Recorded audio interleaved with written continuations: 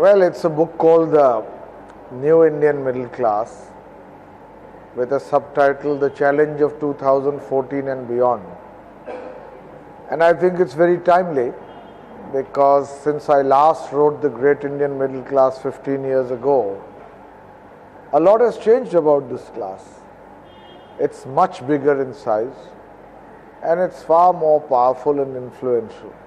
In fact, it's become an important consideration for all political parties, and a lot of leaders and political parties are wooing this class.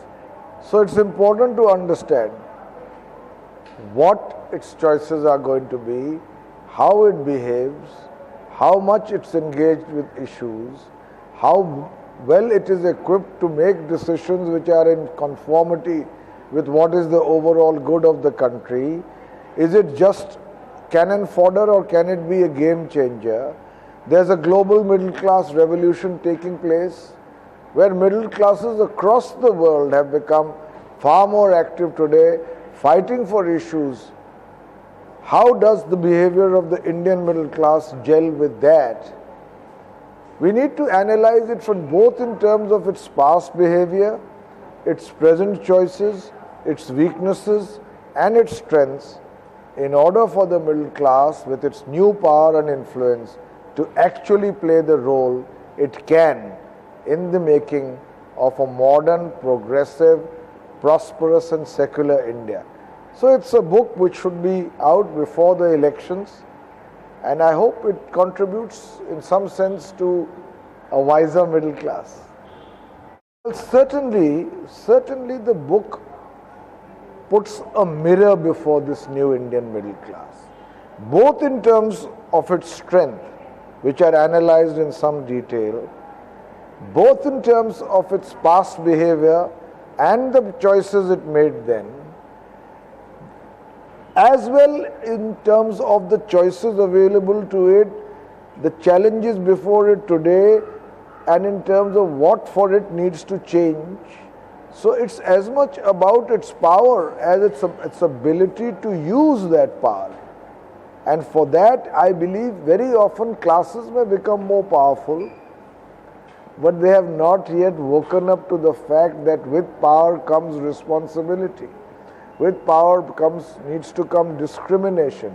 With power must come the ability to engage with issues, not skim the surface, to have an alternative vision, to evaluate pros and cons, to have a nationwide coordinating mechanism, to not merely be cannon fodder to the first demagogue that comes before them, to understand where they need to move, not only that you need change, but the direction the change must take.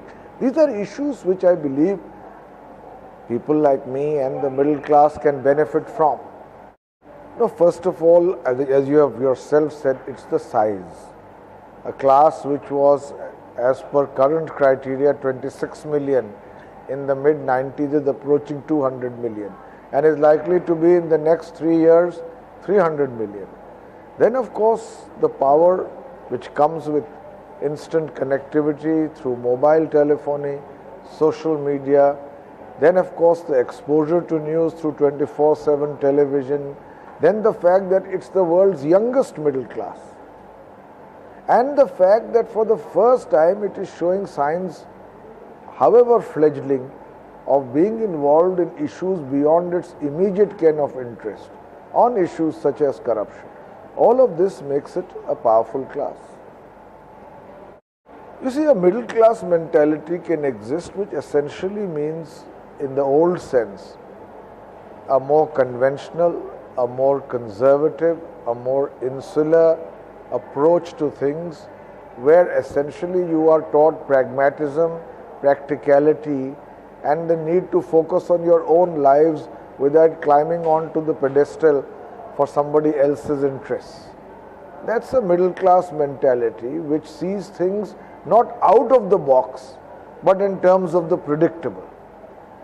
To that extent, the middle class still needs to mature and evolve.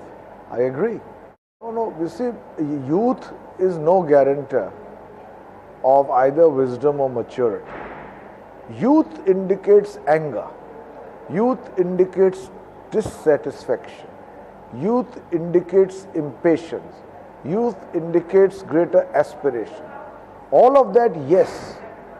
But if you are trying to say to me that the younger middle class is today willing to grapple with issues, understand them, evaluate them and come out with an alternative vision, I believe that is the challenge they have yet to accept and face.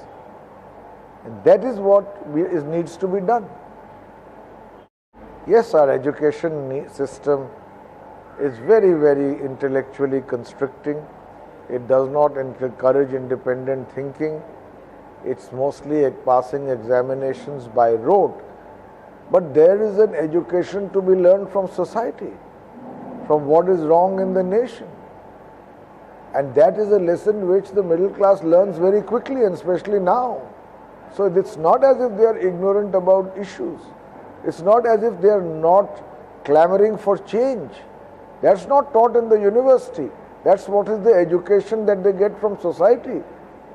But it's not enough merely to be angry. Anger will be subsumed, subverted, derailed or forgotten unless it becomes capable of engaging with issues and comes up with a constructive movement for change. I find that there is no need for a technical manual, but there is need for an attitudinal manual.